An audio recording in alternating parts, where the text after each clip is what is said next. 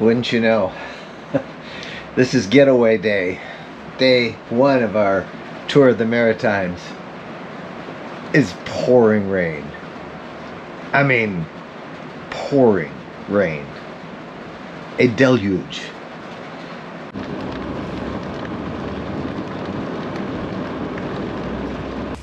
Oh yeah, it's raining. This is the part that is not fun. Can you see how wet my pants are? Look at that.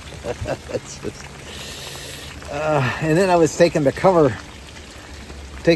off the truck bed, and there was so much, it's such a deluge that it literally pulled it all off, and it's not wrapped up very well, but it's secure. I'm gonna have to reset that whole thing. It's a mess. Water everywhere. The RV lifestyle is a lot of fun. At least it's warm. But this was a cold rain, or snow, or ice.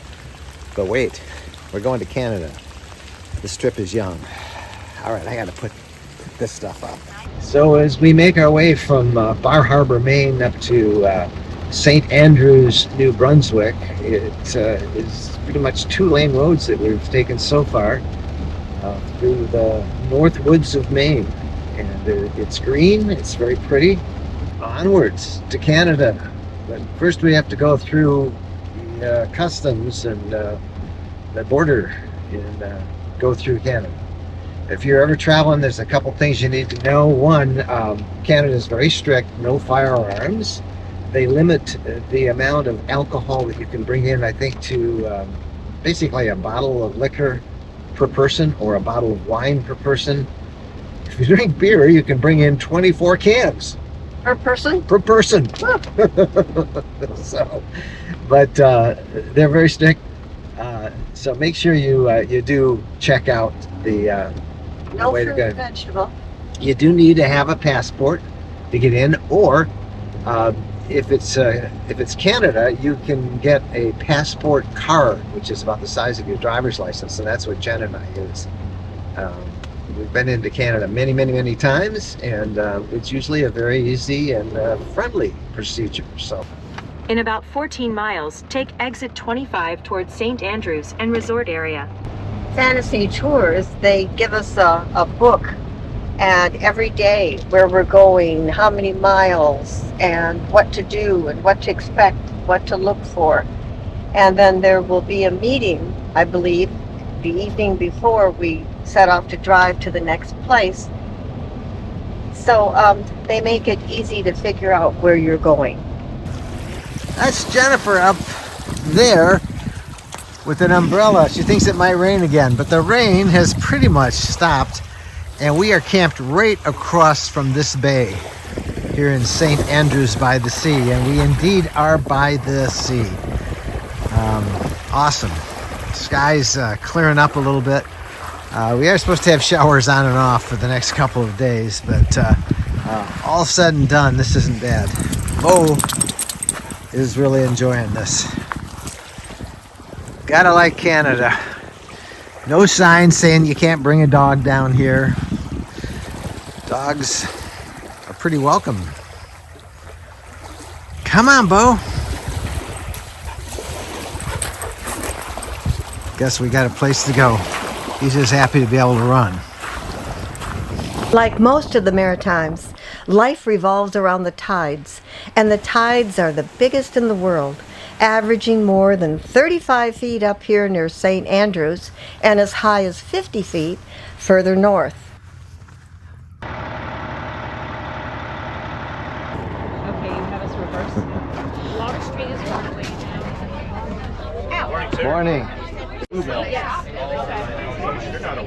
Good morning, everybody. A bus tour of St. Andrews by the Sea took us to many of the sites, including a British military installation built to protect Canada from an invasion by those pesky Americans over in Maine. So we're in St. Andrews by the Sea, and this is a black house here that everybody's looking at, which is kind of like a garrison. It was with these cannons built in the War of 1812, because they were I'm concerned that these darn Americans over there, right over there on the other side of the fog bank in Maine, would bring that War of 1812 here. Remember, this area was founded, this area of Canada, New Brunswick, was founded by loyalists, British loyalists who left the United States during the Revolution. And they came here because they were loyal to the king. And that's where they lived. Over the years, it turns out that the people here in St. Andrews, the people over the Maine, are extremely friendly. Everybody goes back and forth all the time. And these black houses and these cannons were never used. But now, they're a great tourist attraction. There you go.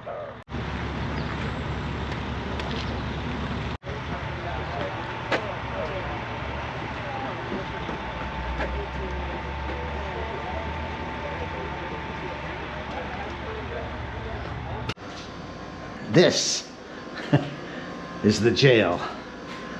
Okay, folks.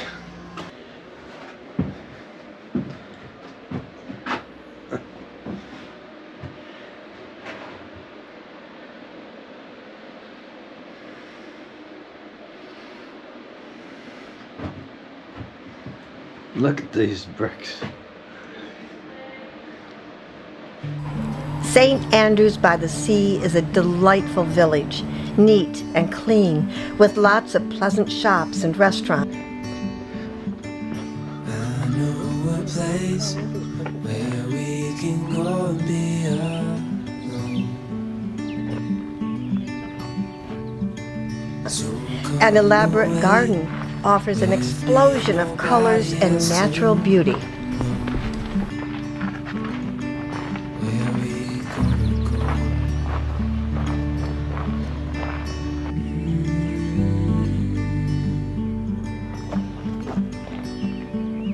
I was just calling to see if you're free.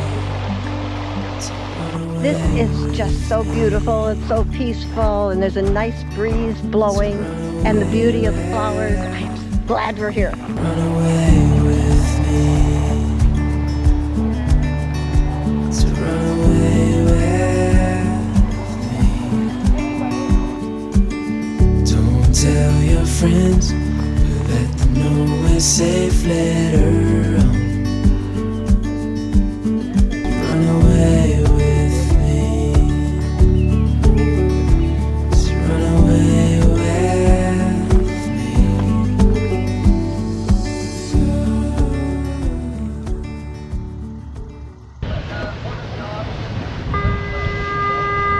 The Bay of Fundy is home to up to 12 species of whales during the summer months. The whales use the bay as a feeding ground, nursery, and a play area. You are welcome to step on board.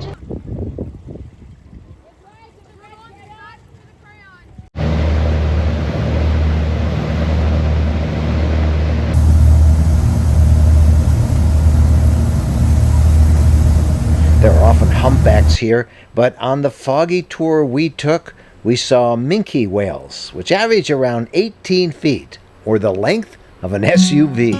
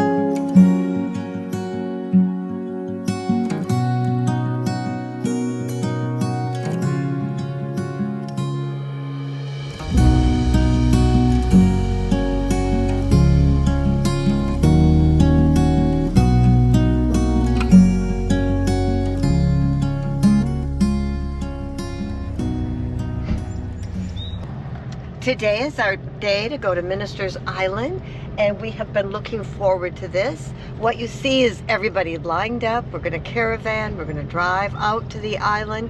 When the tide is out, we get to drive out to the island. You're never going to be able to see the island. It's so foggy. Well, it's a good thing that we're all close together. We can see the brake lights of the car in front of us. Yeah, okay. It's 8:30, 8:15 in the morning.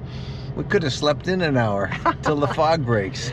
Well, But the tide has to be at a certain level to drive. Otherwise, well, you'll see. They'll see, right? they'll see. Otherwise, we'd be 14 feet underwater. All right, they get to come with us now, and they get to look through the fog.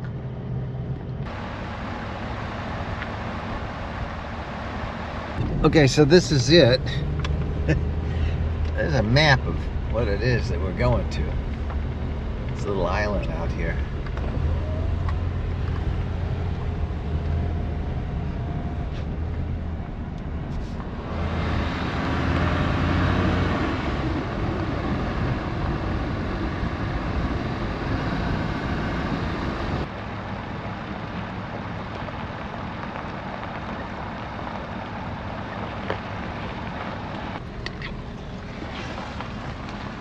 All of this is going to be underwater, 14 feet of water when it's high tide. And high tide comes twice a day.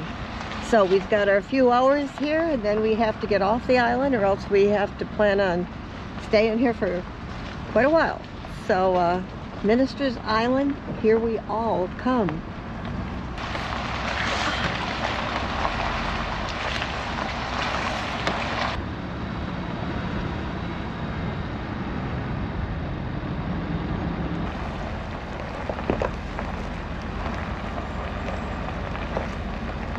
Minister's Island is a 500-acre island. It's 2 miles long and 1 mile wide. In the late 1800s, the Van Horns came to town.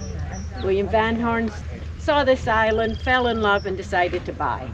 So he bought the southern 150 acres and started to build his modest little cottage. It's now worked his way up through his family to 50 rooms, 17 bedrooms, 11 bathrooms, and 11 fireplaces. Wow. They call this island Minister's Island because, well, the first minister who came to this region, a British loyalist who fled New England because he didn't believe in this silly revolution, he was the minister who settled here on this island. Later on, a guy by the name of Van Horn, who was an American citizen born in Illinois, in the 1800s he became a railroad magnate and built a lot of the Canadian Pacific lines, was knighted by the Queen, and built that summer cottage behind me. So anyway, it's still foggy, it's very wet, and we all have to be off this island within a few hours because the tide comes back in.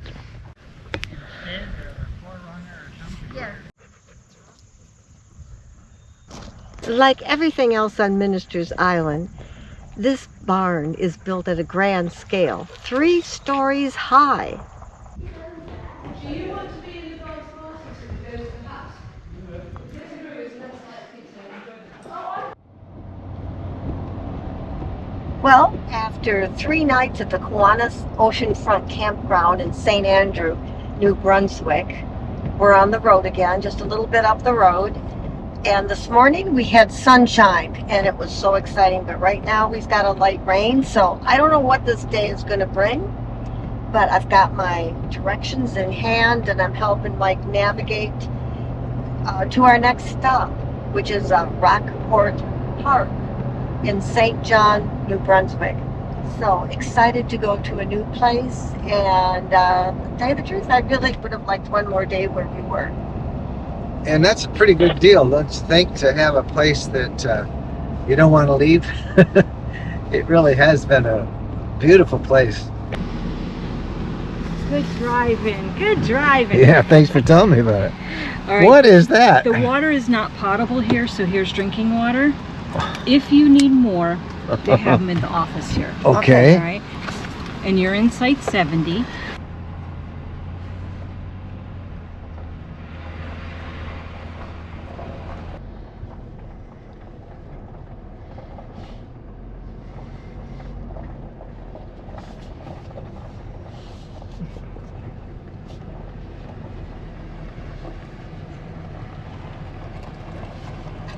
Oh, don't run over.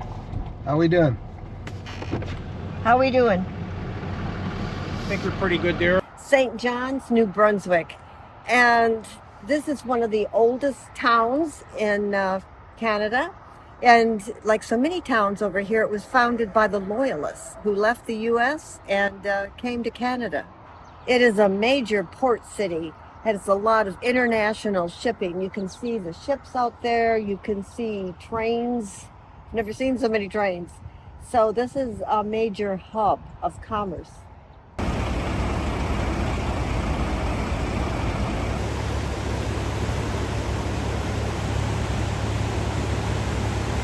Reversing falls low tide, and it's going that way. It's 6 hours later. Now it's high tide, and the tide is going that way.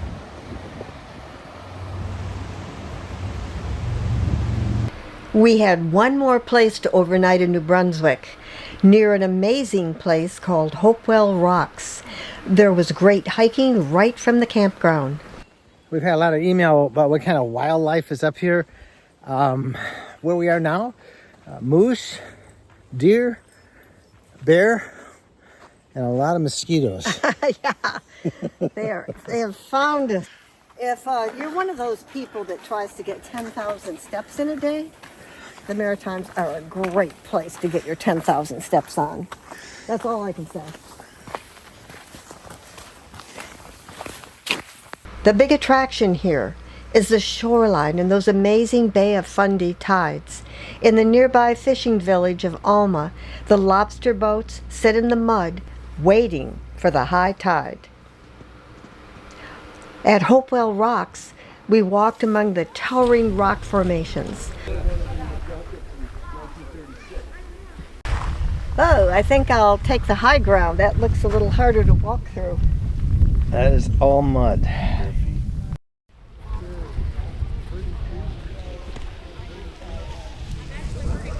Where I'm standing right now is the end of the Bay of Fundy, but shortly the water will come up 40 feet. Quite a difference. 5 hours later, we returned, this time to get into kayaks, just as the high tide rushed in. This tide is really coming in fast, and pretty soon it's gonna float. So here we go, into the Bay of Fundy.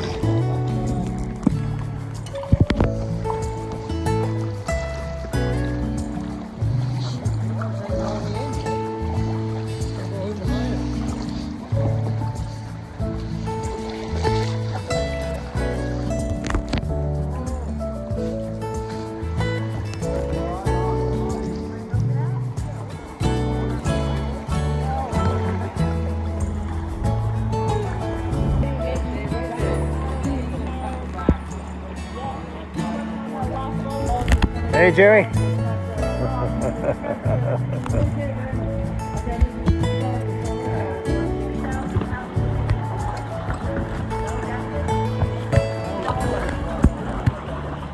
The Bay of Fundy borders 2 Canadian provinces. Now, we started out in New Brunswick, and we're going to follow along the bay by land, and we're going to go to Nova Scotia. Right across there, literally right on the other side of the Bay of Fundy.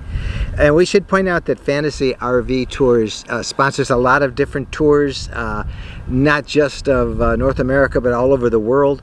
The name of this tour is called The Best of the Canadian Provinces. It's 27 days long. They have some that last longer. If you want more information, just go to Fantasy RV Tours and you can check all of that out.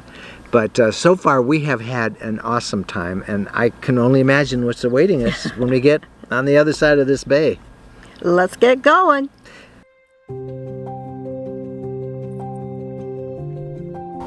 Nova Scotia is a very welcoming place. Canada's ocean playground is its proud motto, and our Fantasy RV Tour's first campground in Nova Scotia sure lived up to that and more. We stayed at Parker's Cove, right on the shore of the Bay of Fundy, with spectacular oceanfront views that made us never want to leave. So we're all camping right here on the beach, and you just couldn't find a nicer spot. Now that we're in Nova Scotia, a whole bunch of new memories and adventures are awaiting.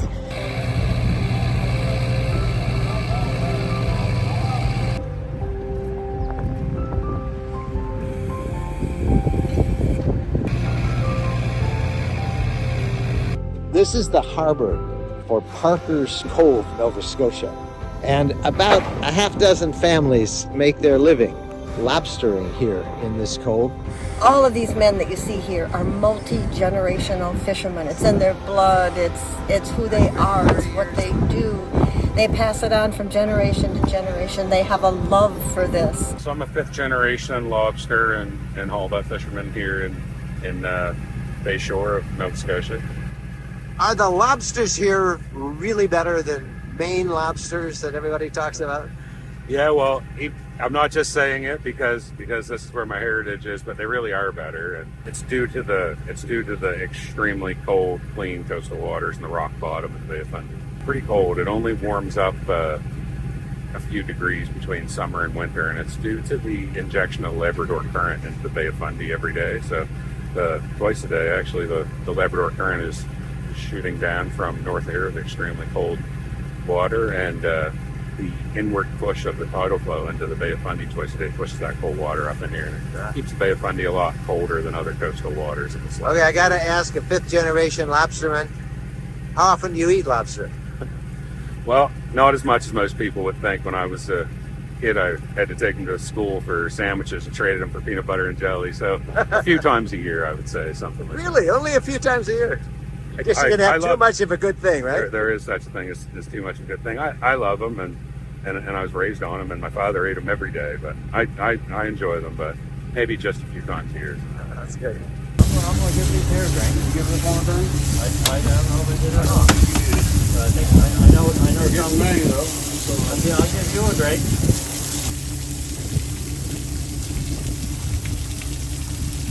How's that? That's a handsome looking bugger.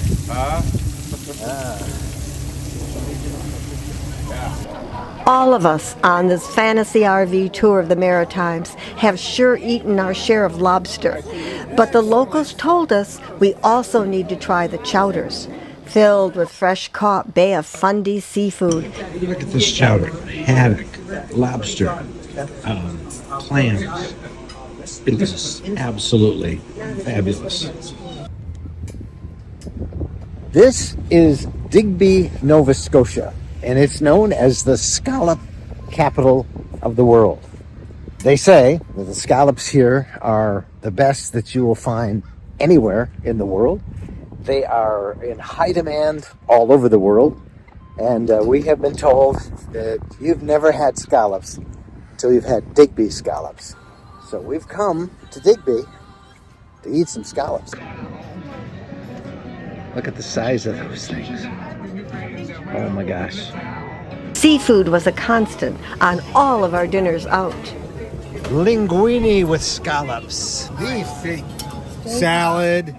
Now this is good. This is salad with scallops. Look at that. What's that? Spaghetti. Seafood spaghetti. And linguine with scallops. It's a good thing we all like seafood, right?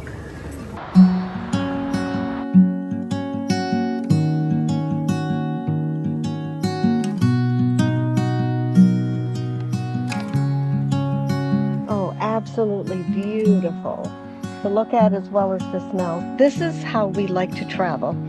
We like to be serendipity in our travel. We like to stop and smell the roses and just enjoy the beauty of where we are and explore it, taste it, smell it, be part of it.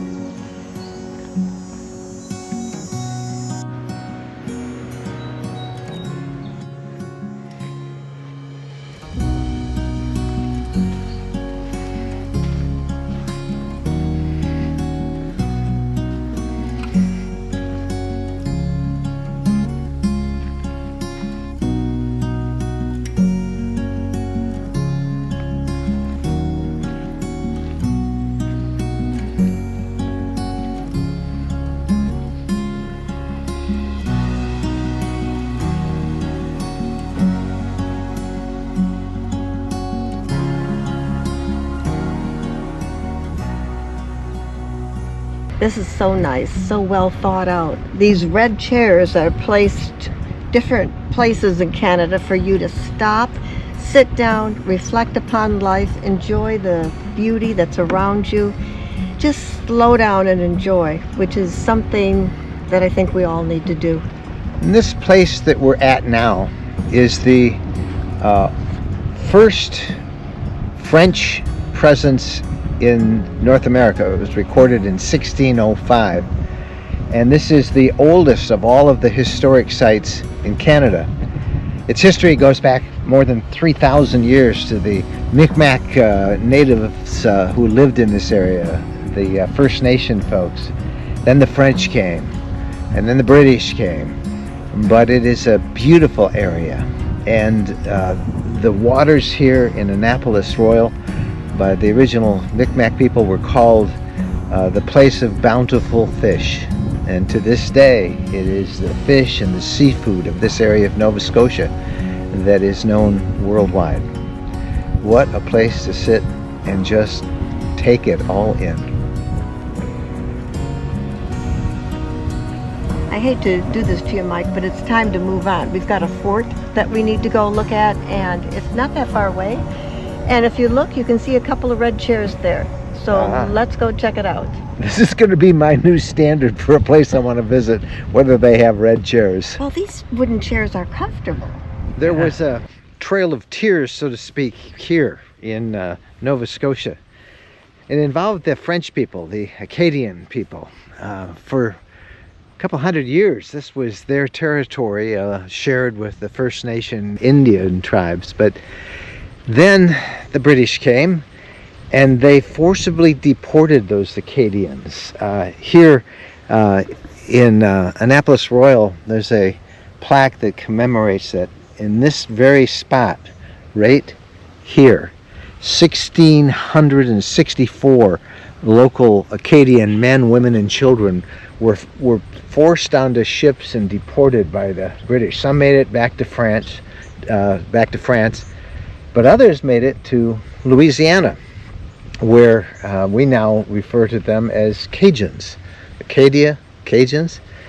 But a trail of tears, this happened throughout this whole province as the British moved the French out.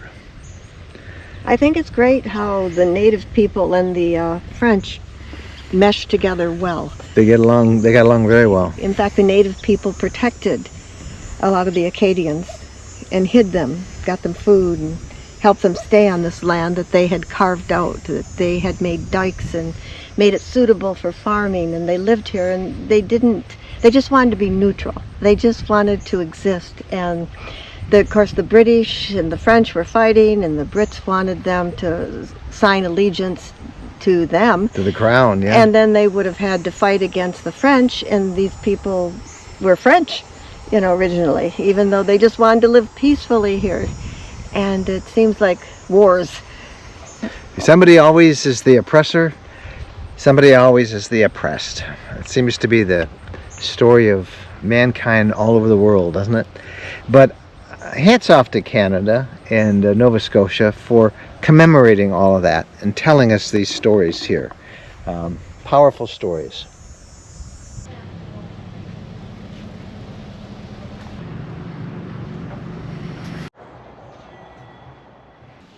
Raincoat and a winter jacket. This is perfect.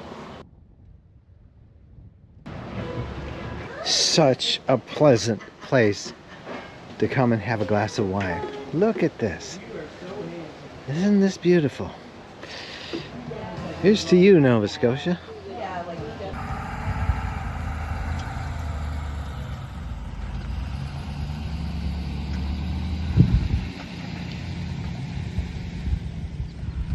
After almost 10 days of enjoying the Bay of Fundy, it's time to move on.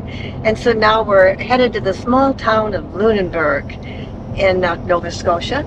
And it's quaint and beautiful, and old homes, bright and colorful, and lots of little shops and restaurants to enjoy, and it's supposed to be a real highlight. Wow, this is pretty country, isn't it? Oh, it's absolutely stunning. And I love how the weeds are growing up on the side of the road. They're not cutting them down, and it's flowers. We're going down this road that's lined with beautiful flowers, the white and the yellow and occasional pink and roses. It's delightful. This is Mahone Bay. I hope I'm pronouncing it right. Mahoney Bay. It's not far from Lunenburg, and you can see this little cove is just gorgeous. But where are we going? We are going to a place where they make pewter, and we're going to make a little piece of pewter. We're going to learn some of the history of pewter and why pewter is such a part of the culture and the life around here. So you're going to make something? Everybody in the group is going to make something? Yes. I'm going to become a pewter expert. A pewterer. Yeah. Pewterer, something like that. Bo's along. Bo says, whatever. Yeah, Bo says, thank you for not leaving me back at the RV. This is really cute.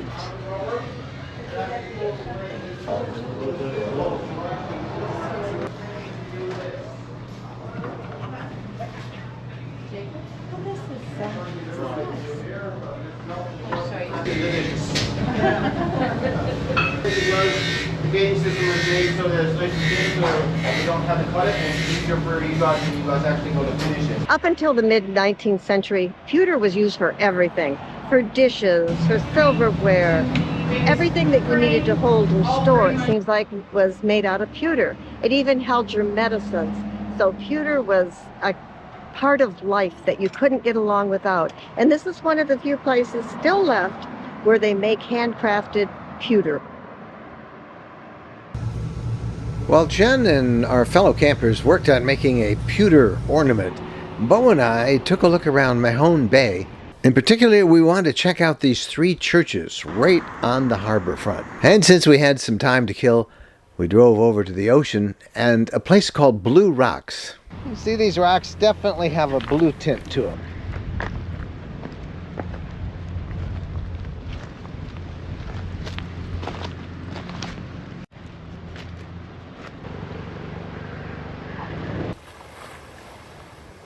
Then it was back to see Jen and what she made at the pewter store.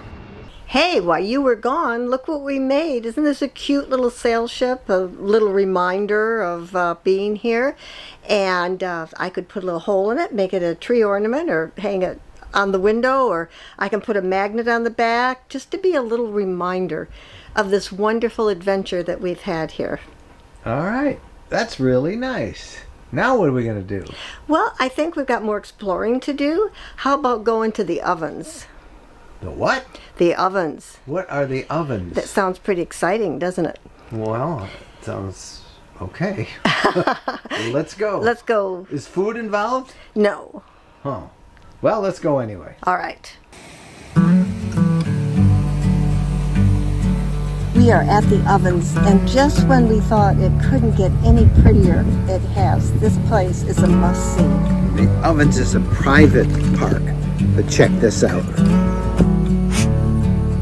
They call this place the ovens because of the sea caves carved out at the base of the cliffs. Caves shaped like a large oven. A trail meanders along the cliff, offering great views. Staircases make their way down to the caves, which fill and empty each day according to the tides.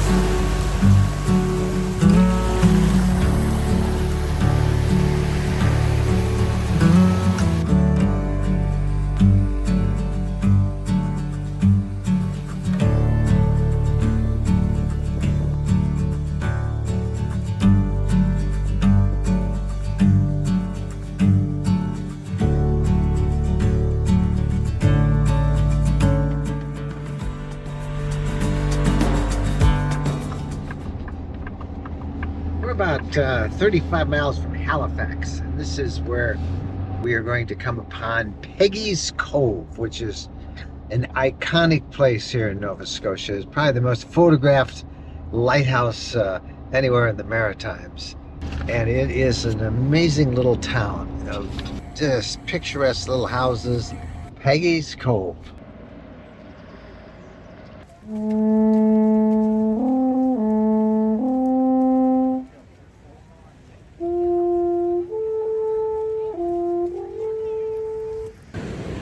So there it is. That's the lighthouse. And half the fun is just walking around on these rocks. As far as the lighthouse goes, location, location, location. This is just a very picturesque location because we are just over there from the North Atlantic.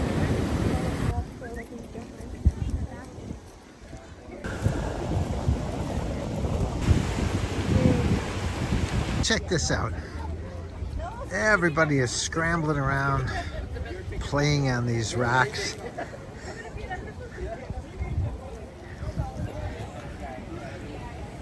And there is that lighthouse. Next, we visited downtown Halifax, the largest city in the Maritimes. It's built around a star-shaped citadel constructed by the British in 1749. Troops in full uniform replicas from the time period paraded for tourists.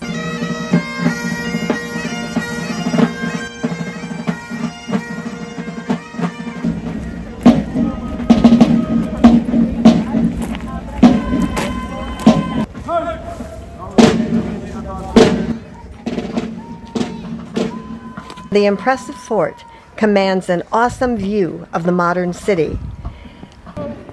After touring the citadel, we strolled along the Halifax wharf with hundreds of other visitors. We left Halifax for a unique experience called the tidal bore, where those massive Bay of Fundy tides rush into the Shubenacadie River. Twice a day, they flood the river up to 35 feet, and then they drain out, leaving behind lots of mud. The tidal bore creates opportunities for brown water rafting and mudsliding.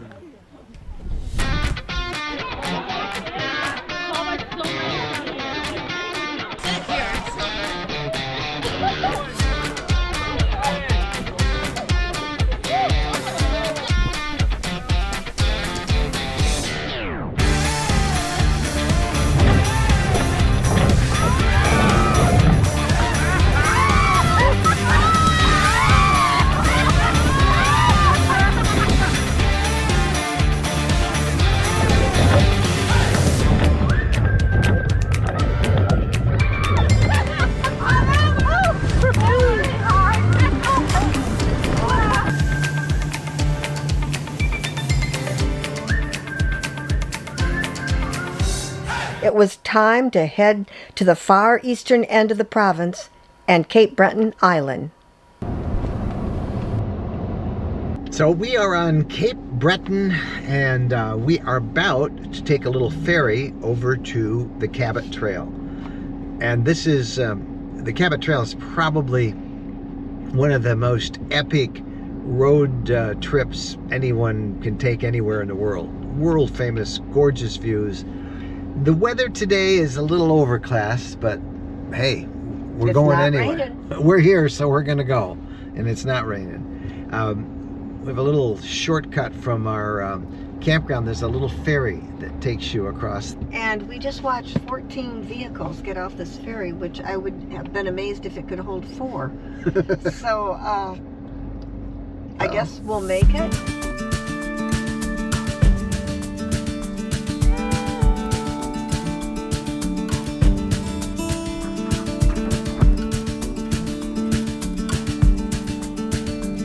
The Cabot Trail is a 178-mile curving road along the northern end of Cape Breton Island. It has great scenic overlooks of the Atlantic, but it can become quite crowded at times.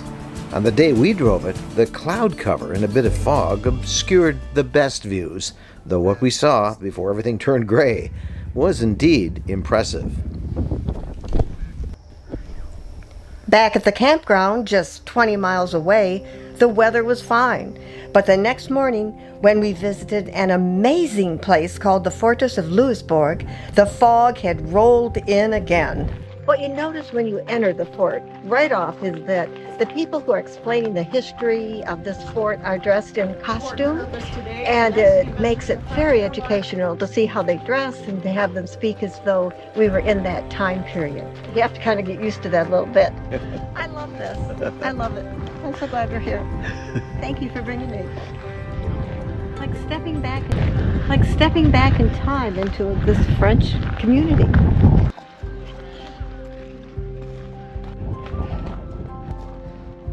Okay, Mike, I'm going to leave you for a little bit, and to make you stay put, I'm just going to do this to you so that I'll know where you are, because you have a tendency to wander off, and I don't know where you are, and I don't know if the cell phones work. So this ought to keep you in one spot. All right.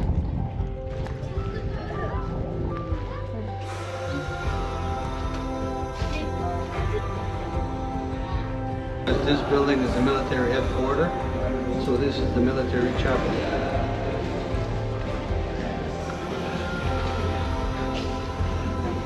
Fresh fry.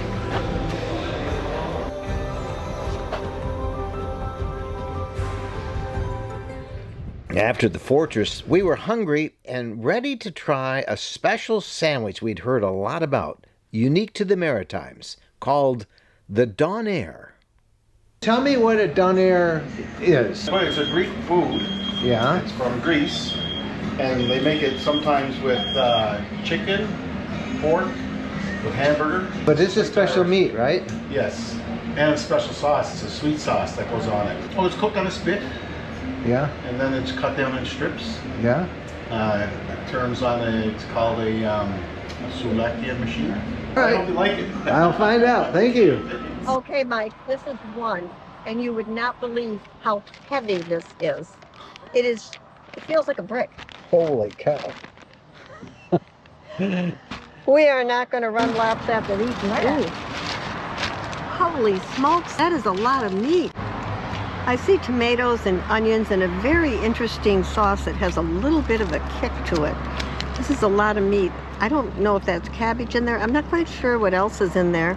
It is tasty, and I can see why people could get hooked on these. The donair. Well, that pretty much wrapped up our tour of Nova Scotia.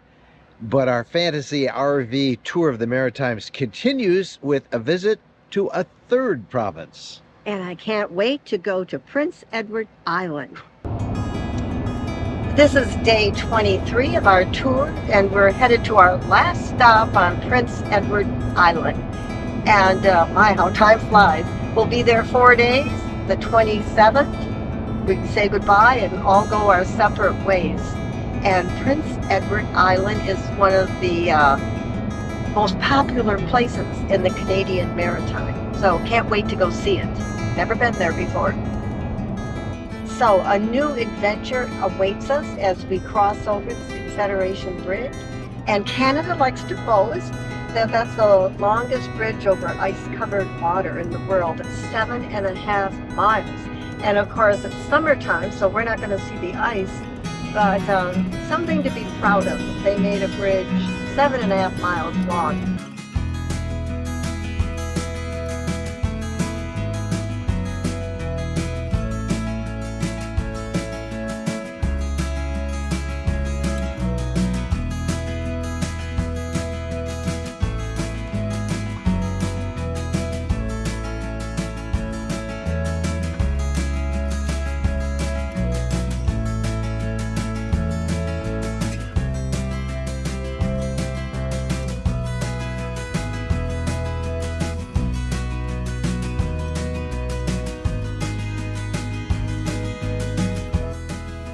We drove north through the interior of the island, and our first impression was that it was very rural. Indeed, agriculture, mostly potatoes, is the island's main industry. After about 30 miles down lush country roads, we reached the northern seashore near Cavendish, where our fantasy RV tour settled in at the Marco Polo Land Campground. This is our campsite on Prince Edward Island, and the campground is called Marco Polo Campgrounds. And it's a lovely place, 600 spots if you can believe that, and we are getting ready to go jump on the bus and tour the day away.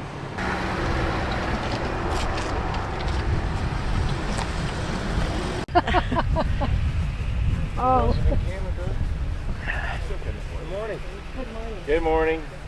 Good morning, everybody. Tourism is the second industry, and much of it is devoted to the beloved Anne of Green Gables series of books. The author, Lucy Maud Montgomery, lived here, and her characters were drawn on her childhood memories. We attended a musical production based on the books at an awesome theater in Charlottetown.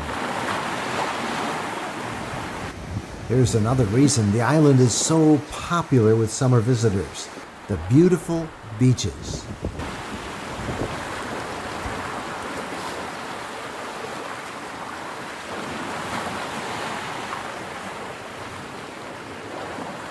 All that water also means Prince Edward Island is home to a big fishing fleet, and fishing is the third major industry here. We enjoyed lobster. They cook the lobster for 10 minutes and then they dump them in an ice water and put it upside down to cool it, and so the juice comes into the lobster. And they cook the lobster in seawater. So you serve the lobster then cold? Cold. That's the way you should eat lobster? Yes. All those places that serve it hot? They don't do it. Good. You see the difference. You will see the difference. So this is cold. It is cold. Dip it in butter. Got to do that. And you're dipping it in warm butter. No, the butter's kind of medium warm, but it really is Better. really flavorful. Good. Wow. Who'd know? Who'd think that? It's like when you like cocktail shrimp. It's really, really flavorful. But wait, as good as that lobster is, you've not eaten seafood until you've had Prince Edward Island mussels cooked the way the locals do it. So how do you cook these things? These things? So I take carrot, onion, and celery, and garlic, and I saute those in this pan for about 30 seconds. Then I hit it with some wine, and then I put the mussels in. So all of this stuff we call mirepoix. It's just a mix of vegetables. Anyway, that's what brings out all the flavor of these mussels. Why are PEI mussels so good? PEI, one is they're grown year round. That's a big thing here. So there's a lot of seasonal ones. We tend to farm them all year round. Just the rich texture. It's totally different than some of the others that you might see around the world. And this is how we do it on PEI. We call these PEI tongs. You take a shell, you scoop it out. That's what you do. The island is also known for its excellent fruit preserves. We went to a tasting bar with every conceivable flavor available, including some you wouldn't expect.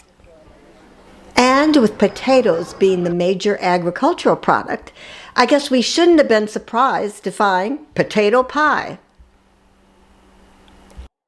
Underneath the board, We visited museums and restored villages dating back to the 1800s. I even took a turn churning cream into butter and helping make a form of biscuit cooked over an outdoor wood-burning oven. And it's done. There were gardens and parks and peaceful marinas. We spent a delightful time in Charlottetown, touring the city and hanging out at a fun festival that celebrated the Acadian culture, still very much a part of the island. And we're just here to celebrate culture. Awesome. Yeah. Thank you, So man. have fun and enjoy the day. Yes, sir.